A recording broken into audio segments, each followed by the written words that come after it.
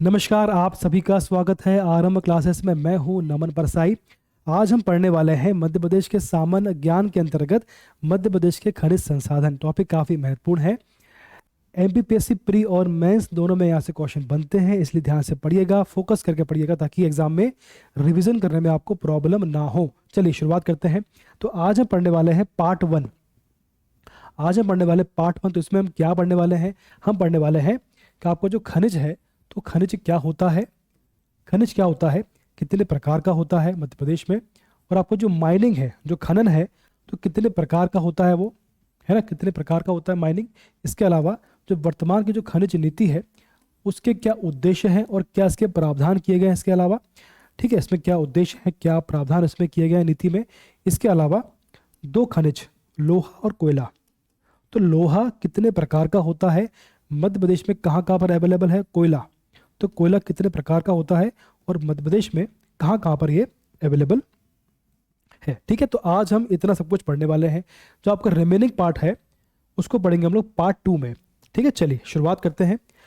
ये हमारा पोर्टल है, इसमें आपको हर एग्जाम की टेस्ट सीरीज यहाँ पर प्राप्त हो जाएगी। हमारा पोर्टल है arambclass.com नाम से।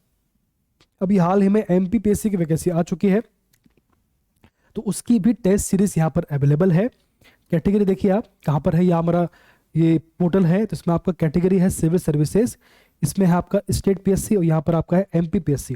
तो इस पर क्लिक करेंगे आप तो कुछ इस प्रकार से आपको प्राप्त होगा। देखें, ऐसा प्राप्त होगा आपको। ये हमारा टेस्ट सीरीज है एमपीपीएससी। इसमें आपको 192 उसमें टेस्ट अवेलेबल है। एमपीपीएससी प्री की बात करें तो यहाँ पर आपको 60 टेस्ट अवेलेबल है, 60 टेस्ट अवेलेबल है। सभी आपको जो है हिंदी और इंग्लिश में अवेलेबल है। इसके अलावा जीएस है, एडवांस जीएस, प्रैक्टिस टेस्ट भी है। एमपीजे के हिंदी और इंग्लिश दोनों में अवेलेबल है। इसके अलावा प्रीवियस ईयर पेपर भी हैं। इसके अलावा जो आपका करंट अफेयर है, तो आपका 2019 से लेकर 23 तक मंथ वाइज इसमें कवर किया गया, मंथ वाइज, है ना, जनवरी फरवरी ऐसे इसमें कवर किया। सारे टॉपिक इसमें कवर किए गए हिंदी और इंग्लिश दोनों फॉर्म में। अब देखें, जो हमारा पैकेज है इसकी प्राइस है 699 फॉर 180 डेज। 6 महीने के लिए आपका ऑफर है, ये काफ़ी अच्छा ऑफर है फॉर 6 मंथ। ठीक, 699। तो आज ही इसको ज्वाइन करिए और आपकी तैयारी की शुरुआत करें। ये हमारी एप्लीकेशन है, इसके माध्यम से भी आप आपकी तैयारी कर सकते हो। चलिए, यदि आपको एमपी जीके अच्छे से पढ़ना है तो सबसे पहले आपको एमपी का मैप याद होना चाहिए। कौन सा जिला कहाँ पर है, किसकी लोकेशन कहाँ पर है, तभी आपको एमपी जीके पढ़ने में आसानी होगी। चलिए, सबसे पहले क्या लिखा है, चलिए शुरुआत करते हैं। सबसे पहले लिखा है कि मध्य प्रदेश खनिज संसाधन की दृष्टि से संपन्न राज्य है। बिल्कुल ठीक है। अविभाजित मध्य प्रदेश का खनिज उत्पादन में प्रथम स्थान था। आपका जो एमपी और सीजी है, जब ये पहले साथ था तब ये टॉपर थे किसमें, खनिज उत्पादन में। क्या लिखा है, अविभाजित मध्य प्रदेश का खनिज उत्पादन में प्रथम स्थान था। जब ये दोनों साथ थे तब ये टॉपर थे। अगला है, खनिज भंडारण की दृष्टि से देश में तीसरा स्थान है। भाई, खनिज भंडारण की दृष्टि से हमारा देश में तीसरा स्थान है। 25 प्रकार के खनिज यहाँ पर होते हैं। मध्य प्रदेश में 25 प्रकार के खनिज होते हैं, लेकिन सिर्फ 20 प्रकार का ही वर्तमान में उत्पादन किया जा रहा है। जो हमारी खनिज नीति है वह 1995 की, जो हमारी पहली खनिज नीति है, जो एमपी की पहली खनिज नीति है वो है 1995 की। क्वेश्चन पूछा गया है। अगला आपका है, मध्य प्रदेश में खनिज निगम की स्थापना कब की गई थी, तो आंसर है 19 जनवरी 1962 को स्थापना की गई थी। क्वेश्चन पूछा गया है। अगला आपके सामने है आईएमपी फैक्ट है। देखो क्या लिखा इसमें, जो आपका आर्थिक सर्वेक्षण है 2021-22 इसकी बात हो रही है। तो 2019 और 20 के अकॉर्डिंग, 2019-20 के अकॉर्डिंग जो कोयला है उसका उत्पादन कितना हुआ था। 2019-20 के अकॉर्डिंग एमपी में जितना कोयले का उत्पादन हुआ था, तो उसके अकॉर्डिंग हमारा स्थान था चौथा। ठीक है ना भाई, 2019 और 20 की बात करें तो उसके अकॉर्डिंग हमारी पोजीशन है पूरे भारत में चौथी, 4th पोजीशन है कोयले के उत्पादन में। आधार क्या है, 19 और 20। अगला आपका, राज्य की अर्थव्यवस्था में खनन क्षेत्र का योगदान कितना है, 3.24%। भाई, आपकी जो मध्य प्रदेश की इकोनॉमी है उस पर हर क्षेत्र का योगदान होता है। जैसे आपका टूरिज्म है, खनन है, माइनिंग है। तो क्वेश्चन ये है कि मध्य प्रदेश की जो इकोनॉमी है, जो उसकी इनकम, जो आपकी भारत सरकार की इनकम है, जो इकोनॉमी है, उस पर जो आपका माइनिंग सेक्टर है, जो आपका खनिज क्षेत्र है, उसका कितना योगदान है? तो आंसर है 3.24%। बहुत सिंपल क्वेश्चन है ये, आपको कहाँ पड़ेगा? मेंस में, प्री में क्वेश्चन नहीं आएगा इससे। चलो अगला आपका है जो आपकी खनिज नीति है 2010 की, तो उसका उद्देश्य क्या है, उसके क्या क्या प्रावधान है? मध्य प्रदेश राज्य खनिज नीति 2010 का अनुमोदन यानी उसका अप्रूवल 7 सितंबर 2010 को मंत्रि परिषद की बैठक में किया गया था। बात क्लियर है? इसका उद्देश्य क्या? इसका उद्देश्य है सुनियोजित एवं वैज्ञानिक तरीकों से तथा समस्त पर्यावरण एवं पारिस्थितिकी विषयों को ध्यान में रखते हुए खनिजों का विकास करना है। देखो, जो आपके खनिज हैं उनका विकास कैसे करना है, जो आपका तरीका है वो आपका वेल प्लान्ड हो, साइंटिफिक मेथड पर आधारित हो, और साथ में आपको इन्वायरमेंट प्लस इकोलॉजी को भी ध्यान में रखते हुए काम करना है, विकास कार्य करना है। ठीक, इस नीति के प्रमुख प्रावधान क्या? देखो क्या इसके उद्देश्य, इसका जो प्रावधान है वो क्या है? सबसे पहला है कि आपको जो प्राइवेट सेक्टर उसको साथ में लेकर चलना है। नवीन खनिजों की खोज और भंडार के आकलन के लिए अत्याधुनिक नवीन तकनीक, अत्याधुनिक प्रौद्योगिकी यानी कि न्यू टेक्नोलॉजी, तो आपकी न्यू टेक्नोलॉजी है उनका उपयोग करना है, का उपयोग कर खनिजों की खोज करने के लिए निजी क्षेत्र सहभागिता पीपीपी को प्रोत्साहित किया जाना चाहिए। जो आपका प्राइवेट सेक्टर है उसका उपयोग कर कर जो आपकी न्यू टेक्नोलॉजी है उनका यूज करना चाहिए। एक निश्चित अनुपात में उच्च और निम्न श्रेणी खनिजों के मिश्रण के लिए अध्ययनों और उपयोग R&D को प्रोत्साहित किया जाना चाहिए, फिर किया जाएगा। खनिज विकास निधि का गठन किया जाएगा, यानी जो आपका फंडिंग है, जो आपकी निधि होता है फंडिंग, फंड, तो प्रॉपर फंडिंग की स्थापना की जाएगी, प्रॉपर फंडिंग की व्यवस्था की जाएगी, ताकि जो है खनिज क्षेत्र, जो आपका खनिज क्षेत्र है, जो आपका खनिज क्षेत्र है, जो आपका खनन सेक्टर है, इसका प्रॉपर विकास हो पाए। माइनिंग सेक्टर, हो आपको जो शब्द है माइनिंग सेक्टर, इसका प्रॉपर विकास हो पाए। अगला आपका है खनिजों के अवैध उत्खनन और परिवहन की रोकथाम के लिए विभिन्न विभागों में समन्वय किया जाएगा। जो विभाग हैं जो इसके लिए काम करते हैं तो उनमें आपस में समन्वय स्थापित करेंगे, ताकि जो है इस पे जो है करप्शन जो है और आपको जो अवैध उत्खनन है उसमें कमी आए। ठीक है, चले अगला है खनिजों के परिवहन के लिए ई परमिट की व्यवस्था की जाएगी, ताकि जो है ट्रांसपेरेंसी आए और स्पीड में वृद्धि हो। बात क्लियर है? खनिज रियायत आवेदन पत्रों की प्रक्रिया को पारदर्शी बनाया जाएगा, ट्रांसपेरेंट बनाया जाएगा। किसको? लाइसेंसिंग और अनुदान जो मिलते हैं, जो उसकी प्रक्रिया होती है उसको ट्रांसपेरेंट बनाएंगे, ताकि जो है इस पर करप्शन कम हो पाए। बहुमूल्य धातुओं की खोज की विशेष प्राथमिकता दी जाएगी, ताकि जैसा हीरा है।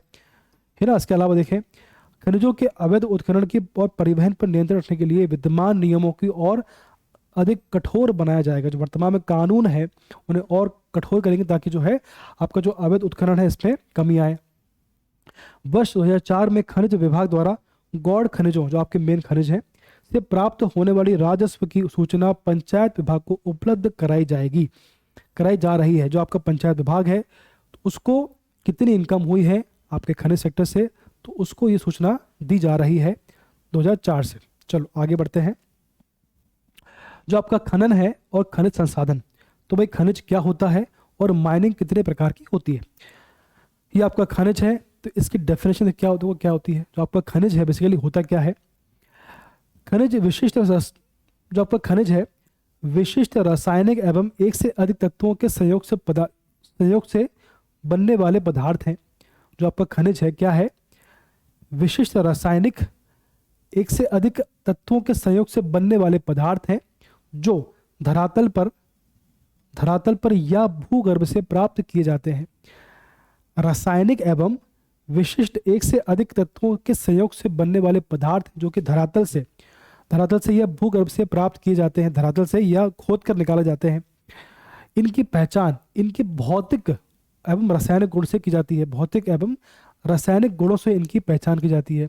कुछ नरम होते हैं, कुछ कठोर होते हैं, कुछ मुलायम होते हैं, कुछ खुरदरे होते हैं। तो इस प्रकार से इनकी पहचान की जाती है, इनके रासायनिक और भौतिक गुण के माध्यम से। खनन क्रिया द्वारा खनिज पदार्थ की प्राप्ति होती है। माइनिंग से जो आपके खनिज प्राप्त होते हैं इसे निम्नलिखित प्रकार से प्राप्त किया जाता है। जो आपके खनिज है इन्हें कैसे प्राप्त किया जाता है कि प्रकार है इनके। पहला आपका है आखनन।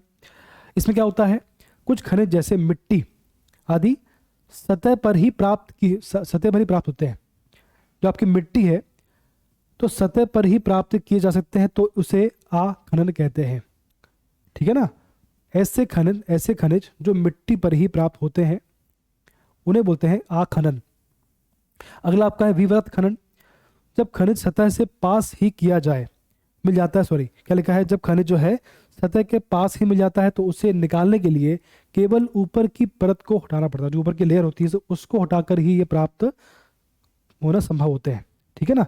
जो आपकी ये आपकी मिट्टी है, नीचे लेयर है, तो ऊपर की जो लेयर है इसको हटाकर ही ये प्राप्त किए जा सकते हैं। इसको बोलते हैं विवृत खनन। क्या बोलते हैं इसको? विवृत खनन। इसको बोलते हैं विवृत खनन। ऊपर की लेयर को हटाकर ये प्राप्त होते हैं। कई स्थानों पर लोहा, कोयला, तांबा इसी प्रकार से प्राप्त किए जाते हैं। बात क्लियर है? लोहा, कोयला, तांबा, इससे विवृत खनन से। आगे देखें, अगला आपका है कूप खनन। इसमें क्या होता है? ये बहुत गहरे गड्ढे, बहुत गहराई पर मिलने वाले के लिए प्रयुक्त होता है। भारत में खनिज पदार्थों में अधिकांश कोयला जो है इसी से प्राप्त होता है। बात क्लियर है? अगला आपका है बेधन या ड्रिलिंग। इसको बोलते हैं बेधन या ड्रिलिंग बोलते हैं इसको। जब तरल एवं गैसीय पदार्थों को प्राप्त करने के लिए सकरे एवं गहरे सुराख किए जाते हैं।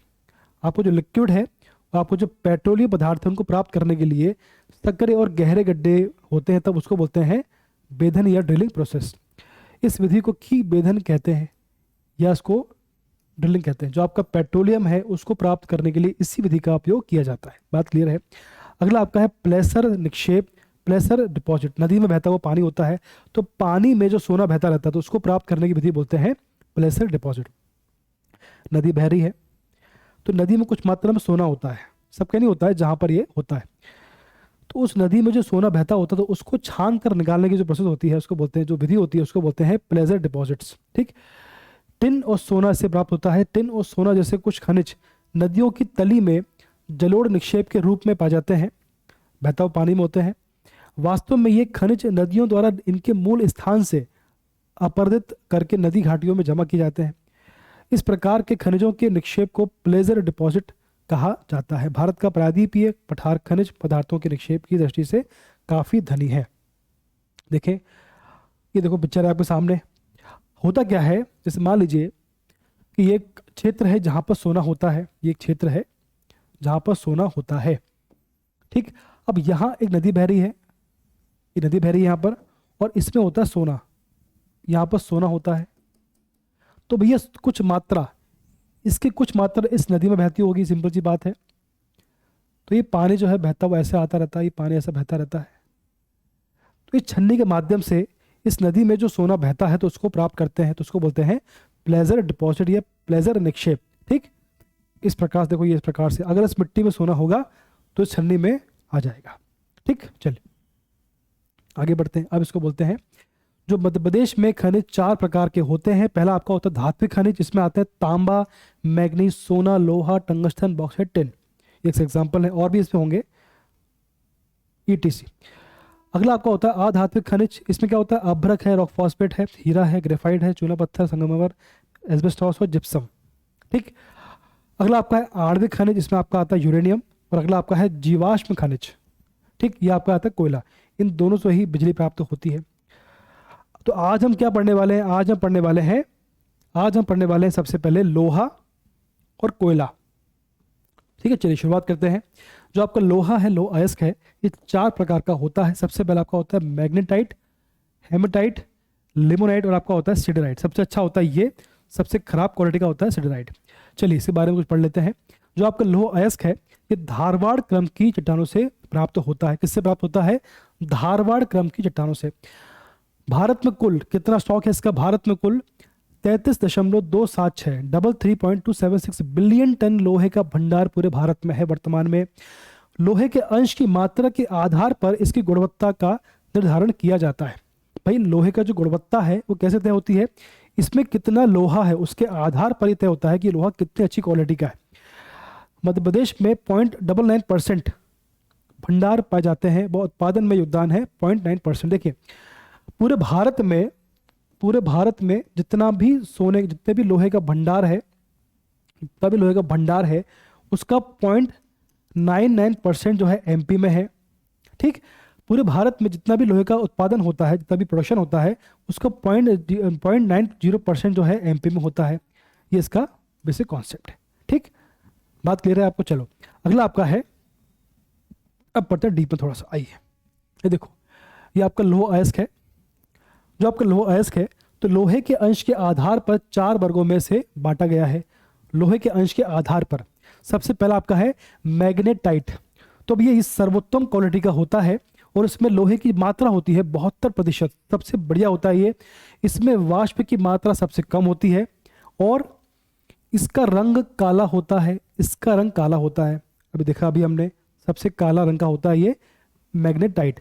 अगला आपका होता है हेमेटाइट। ये लोहे के सबसे महत्वपूर्ण स्रोत है और जिसमें लोहे का अंश होता है 70%। 70% इसमें लोहा होता है।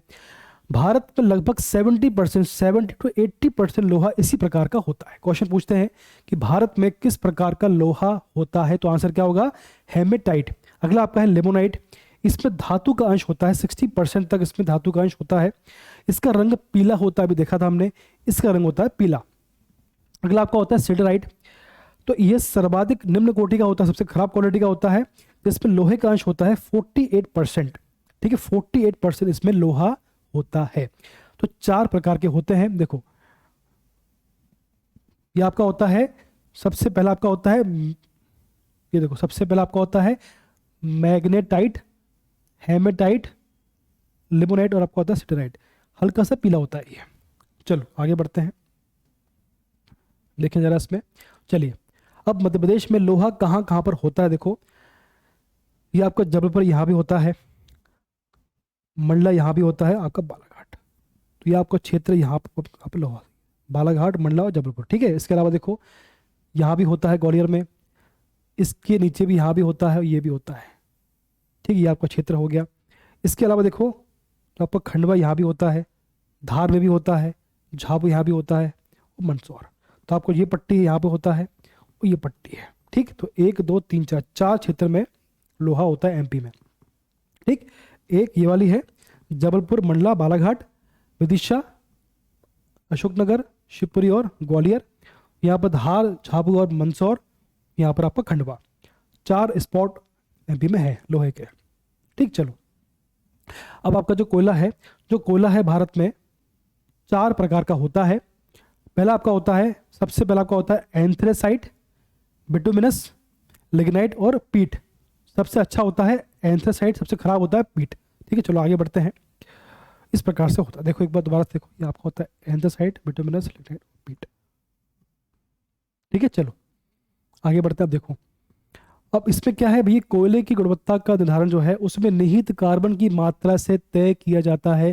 जिसमें सर्वाधिक कार्बन होता है वो सबसे अच्छा कोयला माना जाता है। सबसे पहला आपका कोयला होता है एंथ्रेसाइट। इसमें होता है कार्बन आपका 80 से 90%। ठीक, सबसे अच्छा होता है ये। इसके बाद अगला होता है बिटुमिनस।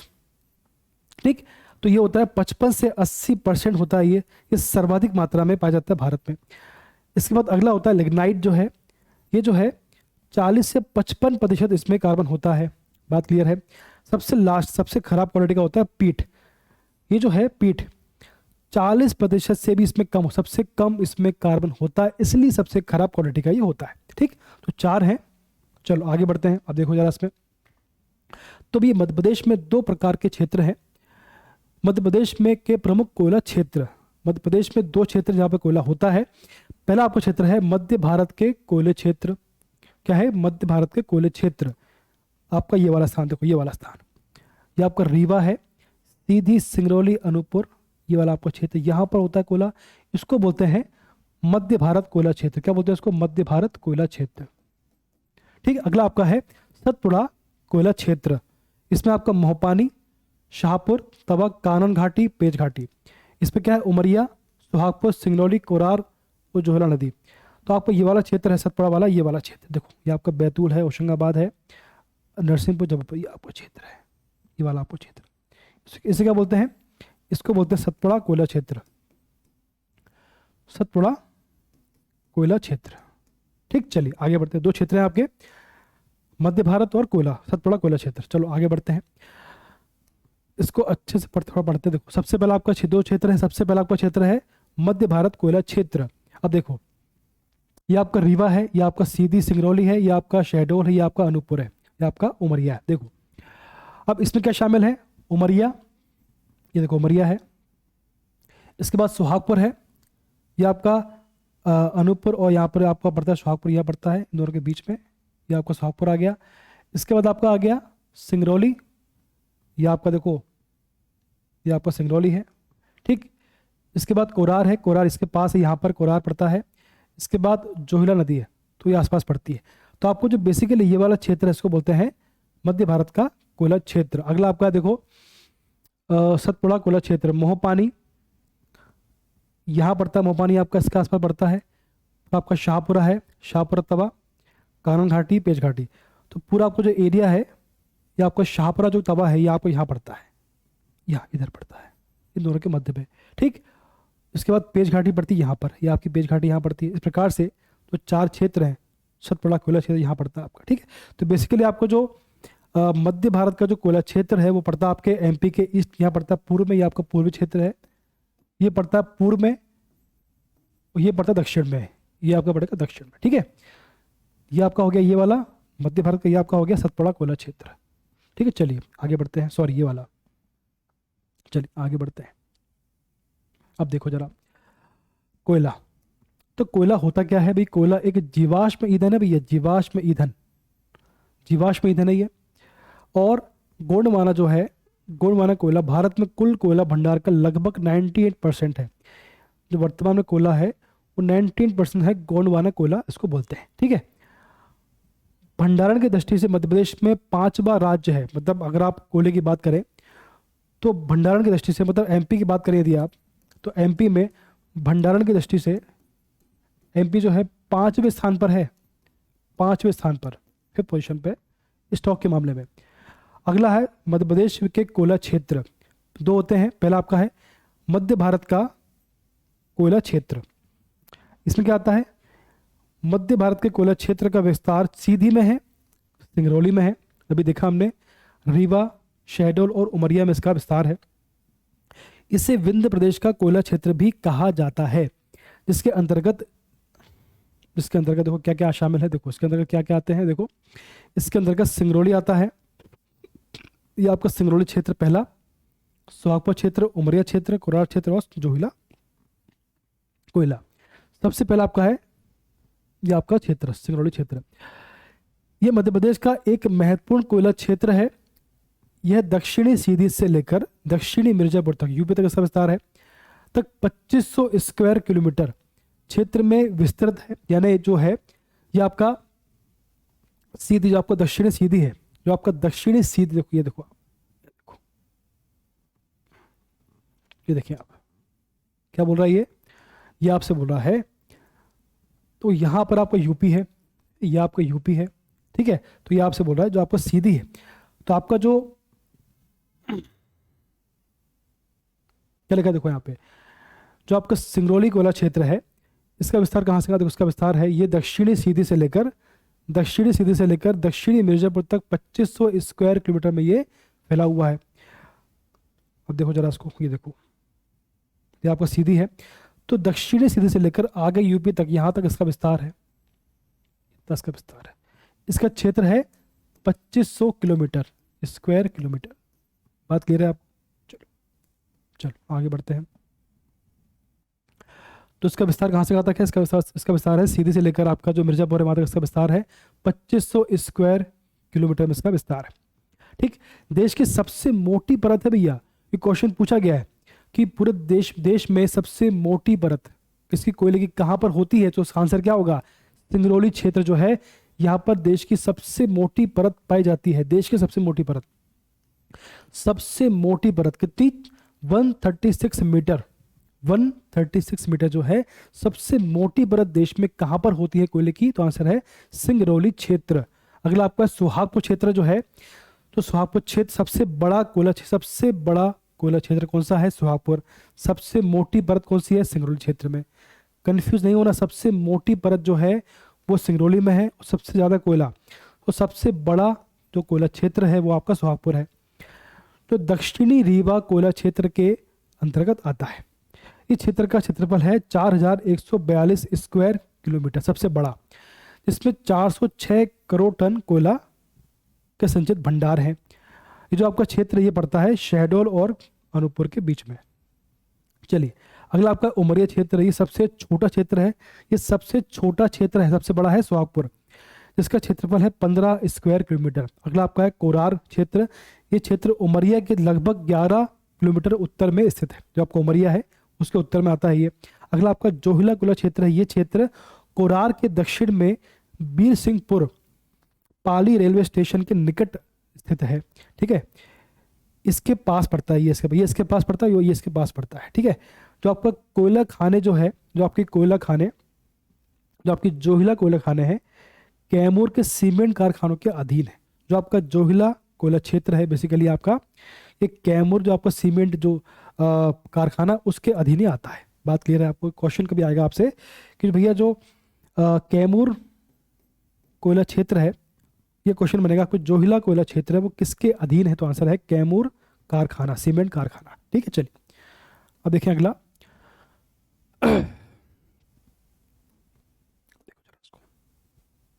अगला आपका है,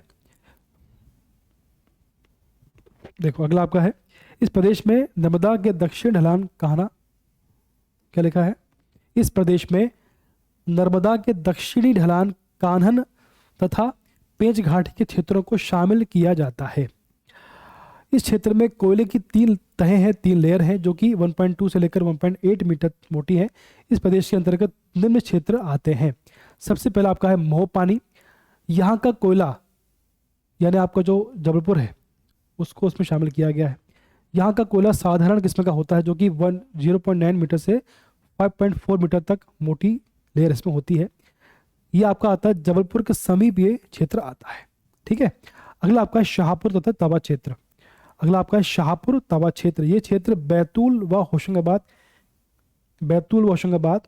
के बीच तथा तवा नदी की घाटी में पड़ता है। यहाँ के पाथरखेड़ा क्षेत्र में 3 तहें क्रमशः 1.8 तथा 5.9 मीटर मोटी है। अब देखो जरा इसमें, ये देखो ये आपका मोहपानी यहाँ पर आ गया, ये आपका मोहपानी है, और आपको जो शाहपुरा है, जो आपका शाहपुर है वो यहाँ पर आता है।